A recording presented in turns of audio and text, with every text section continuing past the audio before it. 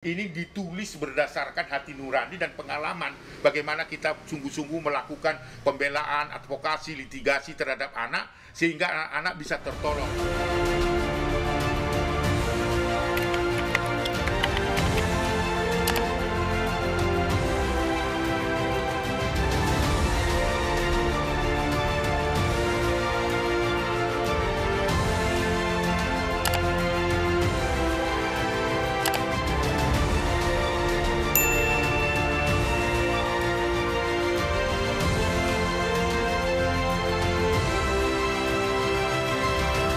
Halo sahabat anak Indonesia, jumpa bersama saya Nia. Saat ini saya sedang bersama Bang Aris Merdeka Sirait selaku Ketua Umum Komisi Nasional Perlindungan Anak. Gimana Bang kabarnya hari ini? Baiknya, mantap hari ini. Abang, saya dengar Abang mau launching buku. Saya kepo nih, kira-kira apa sih Bang motivasinya Abang mau launching buku ini? Terima kasih Nia. Jadi saya tentu ingin menceritakan kepada sahabat anak Indonesia, terutama para pegiat-pegiat perlindungan anak. Saya ini setelah 22 tahun bersama Komnas Perlindungan Anak dan banyak melakukan pekerjaan-pekerjaan bersama-sama dengan staf Komnas Perlindungan Anak, Dewan Komisioner Perlindungan Anak, mengunjungi anak-anak yang mempunyai masalah, yang membutuhkan pertolongan. Saya ingin menempatkan sebagai sahabat anak Indonesia. Apa bukti-buktinya? Itulah yang ingin saya sampaikan, saya tuliskan dengan pengalaman empirik. Apa yang kami rasakan, apa yang langsung saya lakukan kepada anak-anak, saya tuliskan di sini Nia. Karena ini perlu pendokumentasian. Kegagalan kita selalu itu dokumentasinya ada di otak. Jadi ketika kita mati hilang. Tetapi saya ingin semua pengalaman-pengalaman advokasi, pembelaan-pembelaan pada anak di seluruh Nusantara ini saya tuangkan dalam buku ini. Saya beri judul Aris Merdeka Sirait, Sahabat Anak Indonesia. Tetapi ada yang terpenting, bertindak sesuai dengan hati nurani. Jadi apa yang saya lakukan, saya tuliskan, saya dokumentasikan ini berdasarkan fakta di lapangan dan berdasarkan juga hati nurani. Inilah saya kira buku Aris Merdeka Sirait yang rencananya kita launching di akhir Desember ini. Mudah-mudahan Tuhan memberikan jalan sehingga ini bisa kita launching dan bisa dipakai semua orang, termasuk pegiat-pegiat perlindungan anak, media, alim ulama, tokoh agama, tokoh adat dan sebagainya sebagai inspirasi mendorong agar kita bahu-membahu untuk melindungi anak. Jadi kontennya atau isinya adalah berdasarkan pengalaman empirik yang kita lakukan selama 22 tahun. Bang, saya ceritanya kepo nih. Selama 22 tahun Abang di dunia perlindungan anak, kenapa baru sekarang Abang launching buku ini?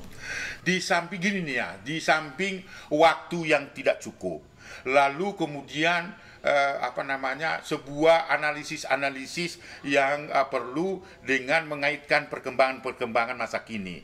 Sebenarnya sudah lama ingin menulis itu, tetapi kan ini bukan menulis buku ini bukan untuk hanya sekedar kita menuliskan buku, tetapi ini buku ini bisa nggak menjadi inspirasi bagi semua, termasuk ibu-ibu rumah tangga yang punya anak, bagaimana merubah paradigma pola pengasuhan, dan ini kan harus disusun dengan baik. Jadi sebenarnya awalnya itu adalah bagaimana kita mau mendokumentasikan apa yang sudah pengalaman itu. Itu juga adalah didorong karena di tahun-tahun ini saya persis 60 tahun dan tentu kita ingin mengkader orang-orang juga yang mau peduli dengan persoalan-persoalan anak-anak. Pesan apa yang ingin Abang sampaikan kepada orang tua ataupun anak-anak di Indonesia tentang buku yang ada di dalamnya, Bang? Baik Nia, jadi saya kira pertanyaan yang sangat luar biasa. Saya kira buku ini saya buat ya mungkin tidak terlalu tebal, hampir 400 halaman. Tetapi percayalah bahwa yang mendorong saya menulis ini adalah ini ditulis berdasarkan hati nurani dan pengalaman bagaimana kita sungguh-sungguh melakukan pembelaan, advokasi, litigasi terhadap anak sehingga anak-anak bisa tertolong gitu. Walaupun tidak bisa menyelesaikan masalah sendiri, tetapi ini sudah layak untuk dibaca karena ini adalah pengalaman langsung. Jadi kalau misalnya para pegiat-pegiat perlindungan anak, lalu kemudian ASN juga dan siapapun yang peduli dengan anak bisa membuka buku ini dan membaca buku itu sebagai bagian dari inspirasi. Jadi ini sebenarnya motivasi. Selain saya sekarang ini sudah 60 tahun, saya kira ini sudah saatnya mendokumentasi apa yang ada dalam pikiran saya, pengalaman saya untuk kita tularkan kepada orang lain lewat dokumentasi buku ini. Kira-kira bukunya bisa dibeli di mana nih Bang, biar teman-teman di luar sana bisa tahu kalau mau bukunya carinya di mana gitu.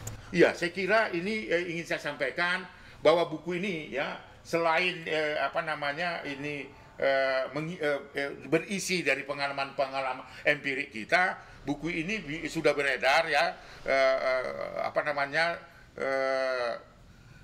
launchingnya memang pada Desember, tapi sudah bisa ditemukan di toko-toko buku yang ada ya. Saya kira toko-toko buku terkenal yang juga bisa dikunjungi bisa membeli buku ini. Ini sudah beredar di beberapa toko buku di seluruh Nusantara.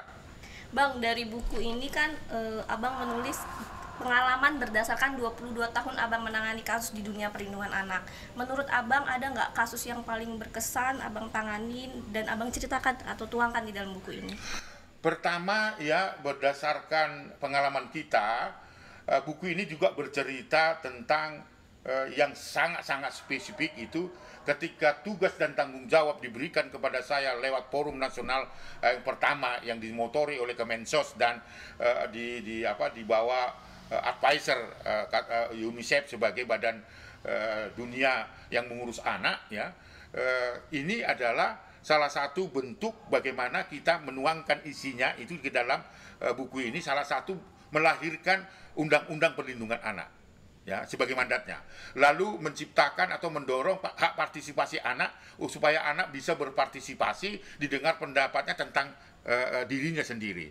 Lalu yang berkesan yang sangat luar biasa adalah ketika kita menangani kasus Angelin di Denpasar, Bali, di mana hampir 8 bulan, hampir sempurna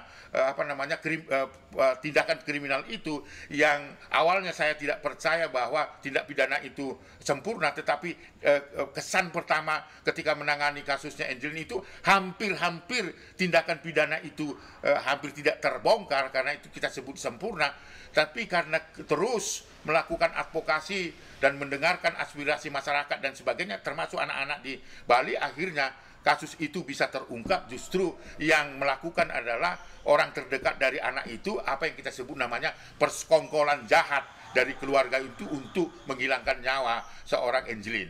Yang berikut yang terkesan adalah sampai hari ini, dan baru saja saya kembali dari Riau bertemu dengan Wakapolda Riau karena kasus yang serupa hampir sama, kasus Angelika namanya. Kalau di Denpasar namanya Angelin, kalau di Riau itu Angelika. Itu terkesan sekali, tetapi yang di Riau itu sudah 4 tahun tidak terbongkar. Nah, ini tantangan berat. Nah, ini juga dituliskan di situ bagaimana metode mengadvokasi kasus-kasus yang begitu berat yang melibatkan orang terdekat yang justru harus menjadi garda terdepan, tetapi justru itu yang melakukan tindakan pidana. Selain menciptakan undang-undang atau melahirkan undang-undang perlindungan anak yang saat ini menjadi bisa dibaca oleh semua masyarakat. Yang kedua, kita menciptakan Kongres Anak Indonesia sebagai hak partisipatif, juga ini dituliskan di dalam buku ini, di samping advokasi dari segala bentuk kekerasan, penelantaran, perbudakan seks ya, perdagangan anak, penculikan anak, ada di sini bagaimana tip-tipnya untuk menjaga anak atau melindungi anak dari praktek-praktek yang saya sebut tadi, sehingga masyarakat bisa menggunakan buku ini sebagai inspirasi untuk melindungi anak-anaknya paling tidak di rumah. Jadi pertanyaannya, kesan pertama adalah bagaimana kita mengadvokasi. Sangat luar biasa kasus Angelin menjadi kasus mendunia sebagai bagian dari bagaimana menciptakan sebuah gerakan memutus mata rantai kekerasan terhadap anak. Jadi informasi masalah-masalah anak dan di mana Indonesia berada dalam situasi darurat kejahatan terhadap anak, itu terinspirasi dari kasusnya Angelin. Itu ya nyata dan real yang dituliskan dalam buku ini. Baik. Abang, setelah buku ini, adakah Abang rencana untuk membuat buku lagi, jadi bisa menginspirasi masyarakat di luar sana? Nia sangat luar biasa memang setelah 60 tahun. Tadi kan pertanyaan kenapa baru 22 tahun menulis buku ini. Tetapi itu ada alasan-alasan. Saya sekarang sudah percaya diri ketika saya menuliskan dan menuangkan itu berdasarkan pengalaman empirik dan juga berdasarkannya bertindak sesuai dengan hati nurani, saya semakin percaya. Jadi buku kedua turunannya ini saya beri judul misalnya bagaimana memberikan tip yang cerdas menjaga dan melindungi anak sepenuh hati. Itu buku yang kedua, itu terinspirasi dari apa yang sudah ada karena saya menganggap ini perlu dilengkapi. Jadi buku kedua juga adalah lebih details bagaimana mendampingi anak, menjaga anak agar anak-anak itu terlindungi dari sebenarnya keluarga terdekat sebagai garda terdepan. Oleh karena itu, saya justru memberikan judul itu saya kira menjadi tantangan tersendiri, bertindak sesuai dengan hati nurani. Jadi tunggu akan terbit juga kira-kira di awal Februari buku yang kedua yang saya beri judul Menjaga dan Melindungi Hak Anak itu Sepenuh Hati. Bukunya ini bisa didapatkan di mana, Bang? Baik Nia, jadi saya kira ini selain nanti akan kita distribusi kepada 289 lembaga perlindungan anak ya, yang tentu itu kita akan kirim langsung, tetapi juga untuk pegiat-pegiat perlindungan anak, siapapun yang ingin tahu tentang isi buku itu dapat membelinya di toko-toko buku yang terdekat, dan itu sudah tersebar walaupun launchingnya itu baru di akhir Desember, karena banyak kebutuhan-kebutuhan masyarakat. Saya ingin mengakhiri tahun 2020 ini dengan karya setulus hati menuliskan pengalaman empirik kita sebagai bagian dari inspirasi orang-orang yang untuk diajak melindungi anak-anak. Baik Bang, sebelum closing, ada nggak sedikit pesan Abang terhadap orang tua atau anak-anak Indonesia di luar sana? Iya, saya kira penting nih ya, di akhir tahun 2020 dan data menunjukkan memang angka-angka kekerasan itu di mana anak semakin didekatkan karena kita harus memberikan perlindungan bagi anak. Saya kira pesan kepada semua keluarga memahami bagaimana semua orang tua, semua anak di seluruh dunia sedang menghadapi itu, maka mari kita tempatkan anak itu punya hak untuk dilindungi, khususnya pada orang tua.